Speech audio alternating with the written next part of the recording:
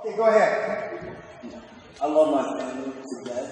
My dad is very, very pussy. And my mom supports him because they got an arranged marriage. That's how the culture is, and Muslim nowadays. Pray up! You can understand that.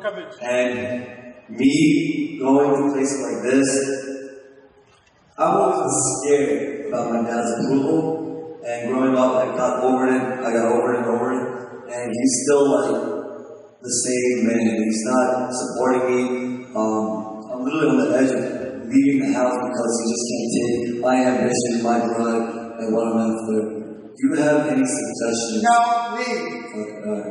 I mean, that's an easy one.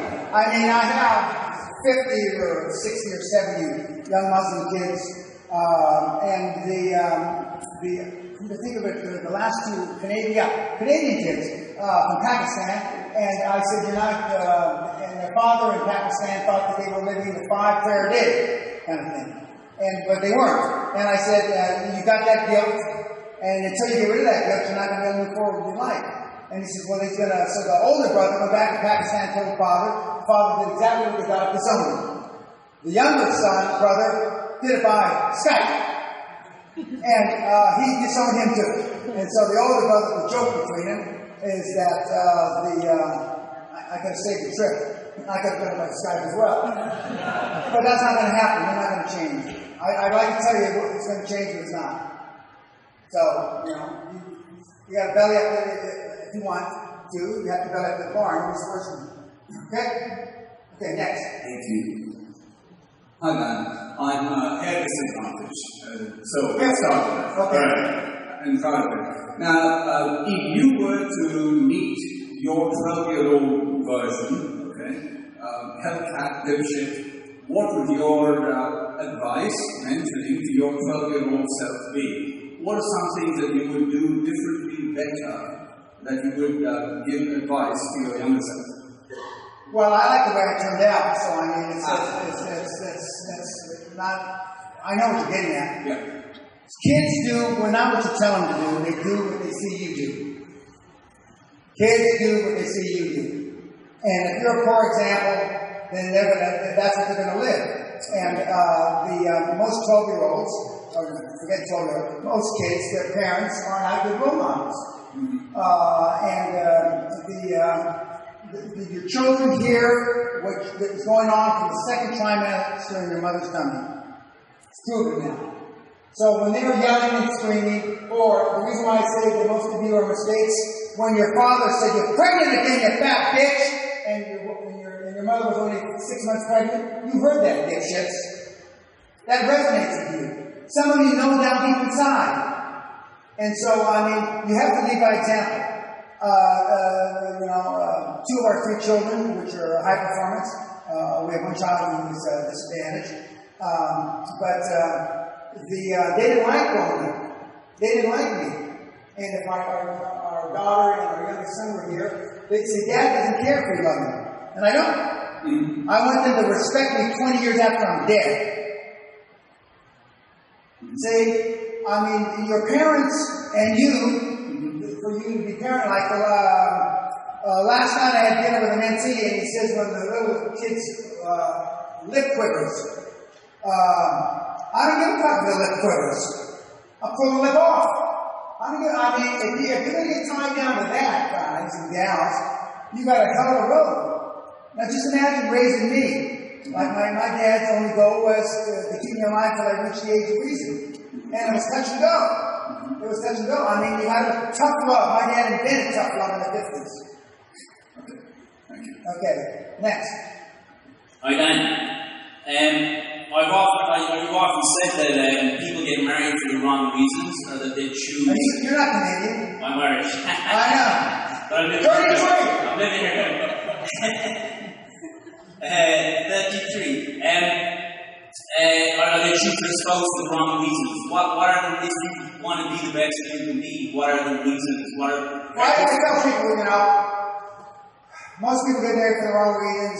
Most people have kids for the wrong reasons. If you're young and single guys, then gals, stay single. I'm just calling a spade a shovel. as my Yorkshire wife would say. And I know this is going to sound really shitty. Guys, hookers are easier.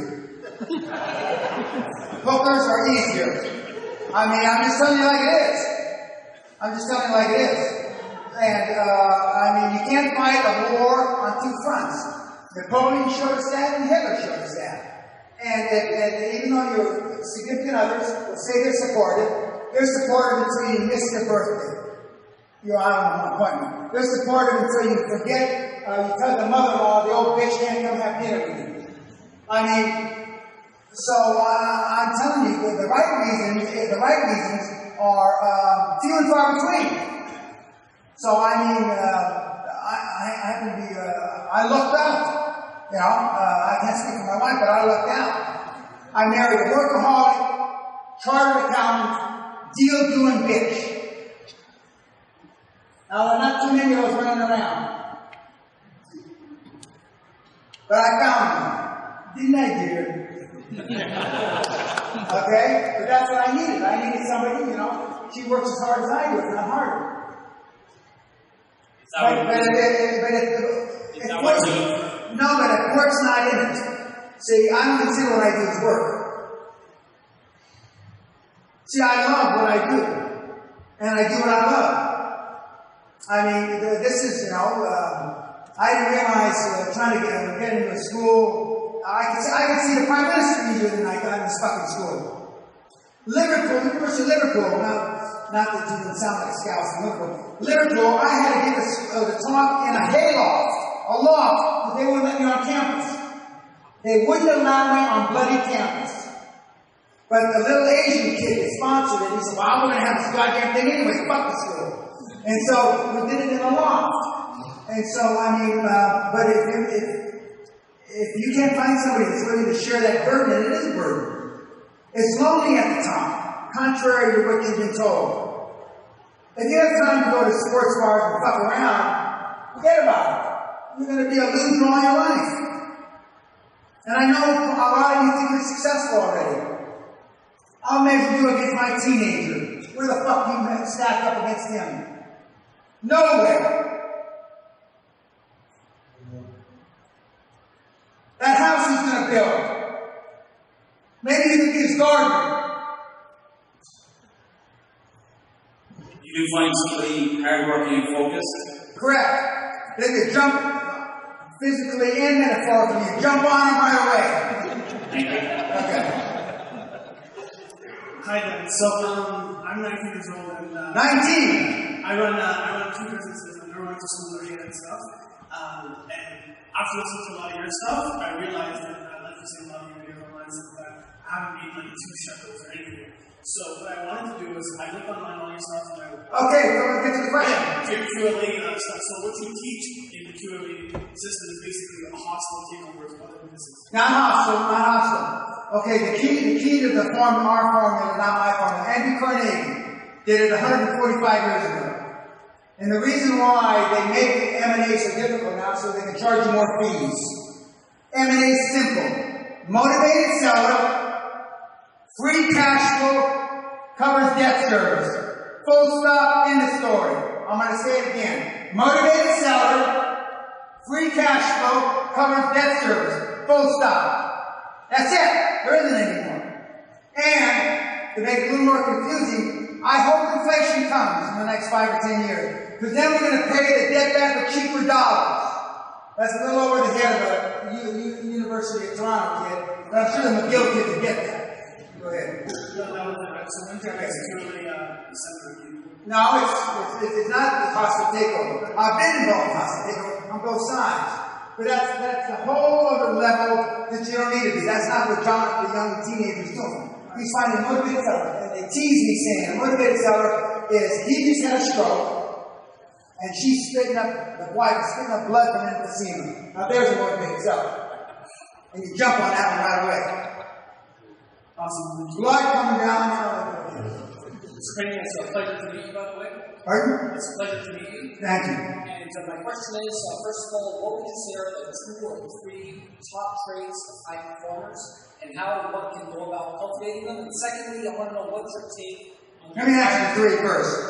The traits of high performers are doing what they say, walking their talk. And that's for 99% of all the personal development guys. Okay. For all the personal development guys, fall down if they don't walk their talk. The second is being commitment, and I have a deal on my website about commitment. In other words, it's easy to honor your commitment when it's easy. But when the circumstances change, 3 years later, you know, your 9-year-old daughter just got knocked up by your brother, and then it's not so easy to honor commitment. So it's in focus. What's the next question? The next question was, what's your take on the entire concept of loyalty? It's absolute. Without loyalty and integrity, you've got nothing. And you only have one time to make a first impression. If they lie, cheat, one time, next, kick them to the curb. One time, kick them to the curb. Hi, so I've been following you online for quite a while. Okay. I watch your videos. I really only have one question. Well, I feel like I've heard all this a lot. What would it take for you to accept me to come to the QLA in November on the 5th? Other than money that I don't have. There is none. I don't need you to work for me for free. I got more offers than that. That's not important. Thousands of people want to work for me for free. Some people want to pay me for them to work for me. I'm not interested in that. You make the commitment. You can do it without me. 99.9% of the people did it without me. Now, the billionaires did it with me. I would be disingenuous. The billionaire guys and gals, I laid my hand just like God. Just like God. There's going to be Allah, Buddha, Pena, and Christ. Or maybe Pena, Allah, Buddha, and all of them. Yeah. Praise the Lord, pass the ammunition. Okay. Hello, Dan. I hope your trip to Toronto was good, pleasant. So far until you got up here, it was all right. I sound very good. Okay, go ahead. Everybody here is very aware of your successes with $50 billion man. What I'm curious about is, what were some of your greatest challenges that you had to overcome to get here? Well, get here. I came a day early, and the little dipshit wasn't here. I mean, in this room. Well, to meet the $50 billion. No. The only thing I did is I grossly underestimated how hard it is to pull your kids across the goal line. When I decided to do this in 1993, I turned $800 into about $500 million at the time, and I thought that I'd fill up rooms like this 6 times a day. But everybody said, well, that's Dan. He's a world-class public speaker, he's this, that, and I can't do that. So they all discounted that. Katrina, I'm from Argentina. I got here 2 years ago. It's an honor to be here in front of you. Thank you. It's like a dream came true. Okay. My question is, I create a product, and every time I almost dare finish my product, I'm kind of scared to finish it, to launch it. Well, that's when you don't pull the trigger, because it's either going to tell you if it's successful or it's not successful, and if it's not successful, then we can either piss a bunch of time away, or you're happy. One of the hardest things for guys that are over 35 years old to buy on this program, the Dan Pena gig, is you have to admit that you've wasted 20 years of your life. And you might as well have rolled down the inside of your mother's leg. That's the full fucking truth. In a much shorter time frame, your deal is either going to work or it's not going to work. And if it doesn't work, that means the hours, the days, the weeks, the months that you've spent on it may be down the toilet. It's like a relationship. Most of you stay in relationships too long. Okay? And you think to yourself, I've been here 6 months with the old bitch, or you think with the old ass. Well, fuck. The one you got is better than the one you might get. And so you just stay married, you stay in a bad relationship. You're the product of bad relationships, kids. Your fucking parents didn't want your sorry asses. Look at you. What in God's name could they be proud of looking at you? Nothing. And you know that and they know that and you never talk to them about it. But it's a goddamn truth. So getting back to you, you just gotta pull the trigger and it either works or it doesn't work. My second question is, what motivates you now that you are a billionaire? No, I'm not a billionaire. I've created billions. I'm not a billionaire. But what motivates me is dragging you guys across the goal line. That's my passion. And, I mean, it's a great example. I don't get paid for it. So, either I'm a psycho, which is possible, which I've been accused of worse. Either I'm a psycho, or I'm, and I'm not trying to connote myself, and I'm not looking to be crucified. Okay? But there's been a few cycles like me over time, that I happen to be a ritual. What can they do to me, You can't take my money away. Maybe in Canada they can, but I know where I live, they can't. Okay? Thank you. Yeah, man. I just want to mention. Well, come to the seminar. I mentor everybody from the seminar 1 year for free. Why do I do it for free? So then I can throw your sorry ass out if you're a cunt. And I might die, not likely, or I might decide to stop doing this. So I want the advantage of not being obligated to mentor you for pay. So that's why I mentor you for free. And we have some products of my mentorship in the audience. Don't raise your hands. I don't want them to mock it. That's the only way. By the way, don't send me any deals. I'm not interested in any fucking thing you got to do in any portion of your life, believe me. Nothing. Okay? No deals. Don't come by and see me. I don't want you to buy me a lunch, a dinner, a coffee. Fuck off. Do as well. And when you see me in an airport, don't come up and talk to me. Please. So, you go to the seminar or just do the stuff on my website. It'll be fine. Okay, another question. Are you stable? I'm not so humble. But I don't think humility is a requisite for being a high performance person. The last person that was humble, they put nails in his hands. So I don't consider that. And if you study the Elon Musk's of this world, or Amazon's guy, there's nothing humble about those guys. Okay, next. You say that your biggest regret in life is not setting your goals big enough.